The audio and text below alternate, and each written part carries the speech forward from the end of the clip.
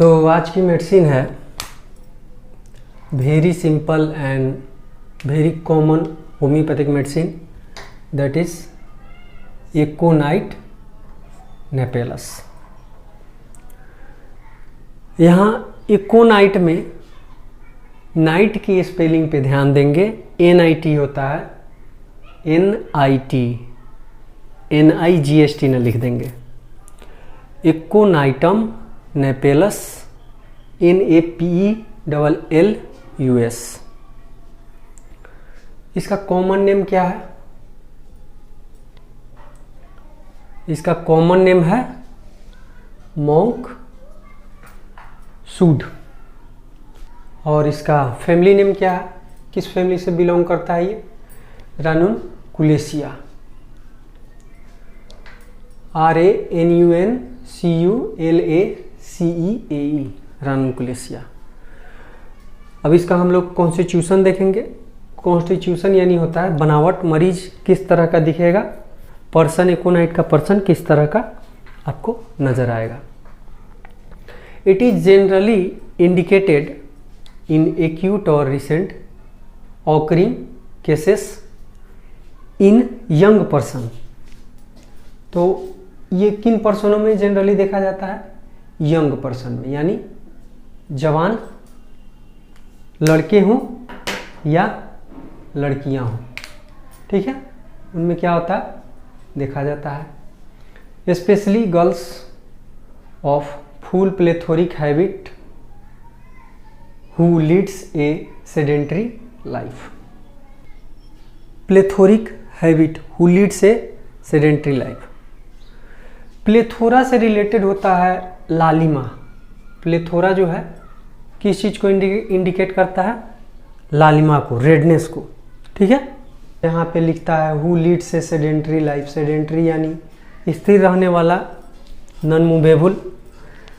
तो इस तरह के पर्सन जो होते हैं जिनका जो है फेस जो है आपको रेड नज़र आएगा, उस तरह के पर्सन इफेक्टेड कैसे होते हैं? Persons easily affected by atmospheric change, यानी किसी भी तरह का एटमॉस्फेयर में चेंज होता है, यानी वातावरण में किसी प्रकार का अगर बदलाव आता है तो उससे क्या होंगे, ईजिली जो है, आसानी से जो है वो क्या होंगे, इफेक्टेड हो जाएंगे।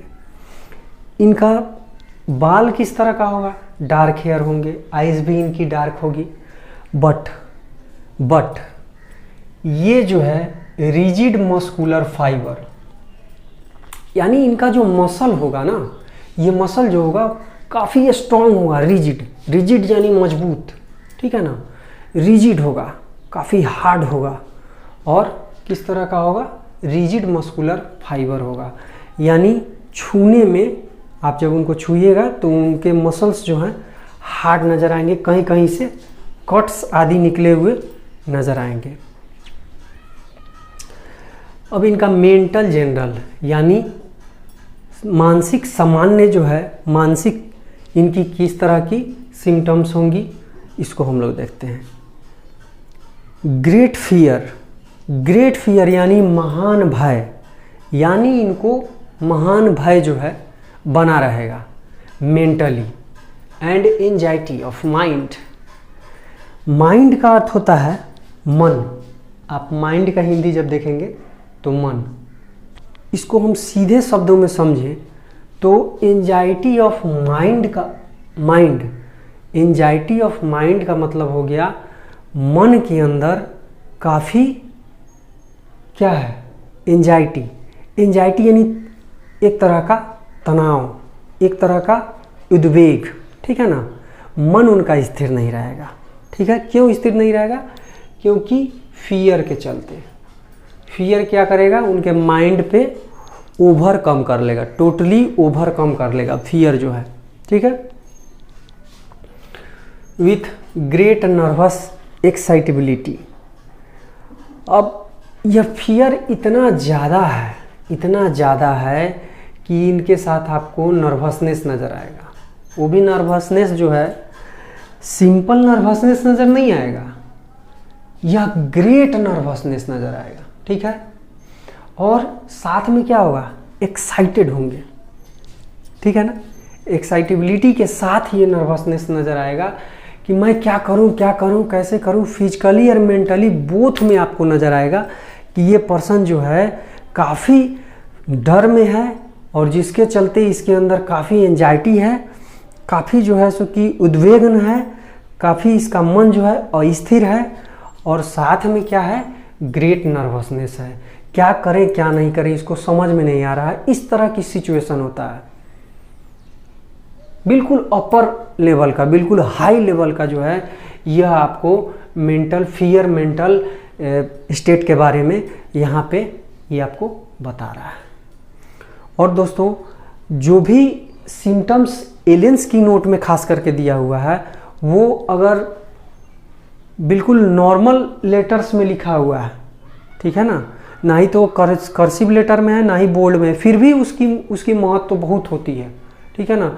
ये आपके ये जो चीज़ें लिखी हुई है ये आपको नॉर्मल जो है स्टाइल ऑफ राइटिंग में नज़र आएगा, but every symptom of aliens keynote is much more important, ठीक है ना, इसको ध्यान रखिएगा, ठीक है। अब देखिए नेक्स्ट में आता है एफ्रेड टू गो आउटसाइड, यानी बाहर जाने से इसको क्या लगता है, भय लगता है। क्यों भय लगता है? क्योंकि ज़्यादा जहाँ भीड़ है, ज़्यादा जहाँ पर्सन है, ज़्यादा जहाँ लोग है, वहाँ पे एक तरह का इसके मन के अंदर एक फियर है, एक डर है कि वहाँ मैं जाऊँगा तो कुछ ऐसा सिचुएशन अगर क्रिएट हो जाता है या कुछ भी वहाँ पर अफरा तफड़ी होती है तो उसके बाद मेरा जो है जीवन जो है संकट में आ जाएगा, ठीक है। किस तरह का फियर होता है? फियर ऑफ डेथ भी है इसमें, ठीक है ना, आप आगे अभी मैं बताऊँगा। फियर ऑफ डेथ भी है और पर्सन जो है यहाँ आप देख सकते हैं, मैं आपको आगे बताऊँगा। तो ये क्या करेगा, इसके पास ये एफ्रेड है यानी डरा हुआ है, कहाँ जाने के लिए, बाहर जाने के लिए, जहाँ बहुत सारे पर्सन हैं वहाँ पे भी नहीं जा सकता है।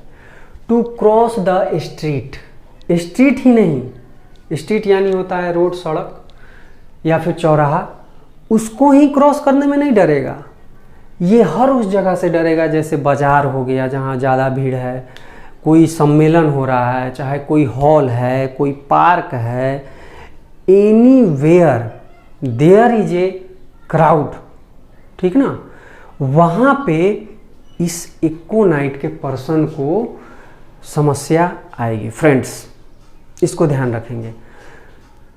नेक्स्ट आता है the continence is expressive of fear. अगर इस टाइप का पर्सन आपके सामने आ जाता है तो ये होता है कॉन्टिनेंस, यानी उसके चेहरे की जो जिस तरह का उसका चेहरा नज़र आएगा, जिस तरह का उसका फेशियल एक्सप्रेशन होगा वो किस तरह का होगा, एक्सप्रेसिव ऑफ फियर। उसका फेशियल एक्सप्रेशन किस चीज़ को एक्सप्रेस कर रहा होगा, डर को, यानी डर उसके पूरे मेंटल सिम्टम में प्रोमिनेंट रूप से आपको नजर आएगा। यहाँ देखिए the life is rendered miserable bye fear, यानी इसका जीवन जो है क्या होगा, रेंडर्ड यानी अस्त व्यस्त, बिल्कुल इधर उधर हिला हुआ, ठीक है, किस चीज़ से, बाय फियर यानी डर के चलते। He is sure his disease will prove fatal, यानी अगर इसको कोई बीमारी हो जाता है तो उस बीमारी में इसको मृत्यु का भय होगा। मैंने आपको ऊपर ही बताया था कि इसको किस तरह का फियर होता है, फियर ऑफ डेथ, यानी इसको अपने मृत्यु का भय होता है और यही भय इसको यहाँ भी रिफ्लेक्ट होगा। जब इसको कोई भी बीमारी होगा तो इसको लगेगा कि ये बीमारी अब जो है क्यूरेबल नहीं है और इसी बीमारी से मेरा क्या होगा, अंत हो जाए। तो हमने देखा कि यहाँ लाइफ के बारे में बोल रहा है, द लाइफ इज रेंडर्ड और मिजरेबल बाय फियर। मिजरेबल यानी होता है दुखी, रेंडर्ड यानी बिखरा हुआ, यानी इसका जीवन किस तरह का होगा, दुखमय और बिखरा हुआ। और किस चलते, ओनली और ओनली उसके पीछे होगा फियर, ठीक है, फियर फैक्टर काम करता है। नेक्स्ट में आता है predict the day he will die. Predict यानी होता है भविष्यवाणी करना, यानी ये पहले से ही भविष्यवाणी करेगा कि मैं किस दिन मर जाऊंगा, ठीक है, predict the day he will die. Fear of death during pregnancy, ये फीमेल से रिलेटेड सिम्टम है, ये वाला fear of death during pregnancy. Pregnancy के समय में अगर मृत्यु की भय सता रही हो तो उस समय जो है इकोनाइट भी अच्छा मेडिसिन है और क्विक वर्क करने वाला मेडिसिन है।